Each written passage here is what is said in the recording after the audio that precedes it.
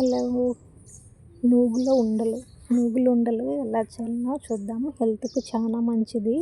అప్పుడప్పుడు చేసుకొని పిల్లలు పెద్దలు ఇలా తినాలా. శనగకాయ పప్పులు 1 కప్పు స్లోలో పెట్టుకొని బాగా వేయించుకోవాలా. బాగా వేయించుకొని పక్కకు తీసుకోవాలా. నల్ల నూగులు 1 కప్పు అవి స్లోలోనే వేయించుకొని పక్కకు తీసుకోవాలా. తెల్ల నూగులు 1 కప్పు అవి బాగా వేయించేసుకొని అవి పక్కన వేసుకోవాలా.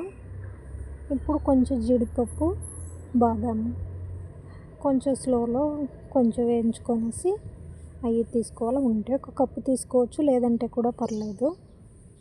అన్నీ పూర్తిగా చల్లారిన తర్వాత శనగపప్పును పొట్టు తీసుకొని అందులోనే వేసుకొని 2 ఏలక్కాయలు వేసుకొని, ఇది నాటు చక్కెర, బెల్లం లాగానే పొడి పొడిగా ఉంటుంది. బెల్లమైనా వేసుకోవచ్చు. అన్నీ కలిపి కొంచెం కొంచెంగా వేసుకొని అన్నీ పొడి పట్టుకోవాలా.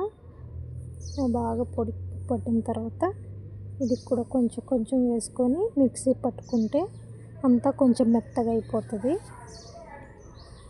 అంతా ఒక ప్లేట్లో వేసుకొని అంతా బాగా కలిపేసుకొని 2 3 సార్లు వేసేసి బాగా మెత్తగా మిక్సీ పట్టుకుంటే ఇలా వచ్చేస్తుంది. ఇలా అయిన తర్వాత బాగా కలిపేసి దాన్ని గట్టిగా పట్టుకొని ఉండలు చేసుకుంటే ముద్దగా వచ్చేస్తాయి. నెయ్యి, పాలు ఏమీ అవసరం లేదు. బెల్లము, చక్కెర వేసేస్తే అయ్యే ఉండల్లాగా వచ్చాయి. అంతే. ఇలా ఉండలు చేసుకొని పెట్టుకుంటే 15-20 డేస్ అయినా నిల్వ ఉంటాయి.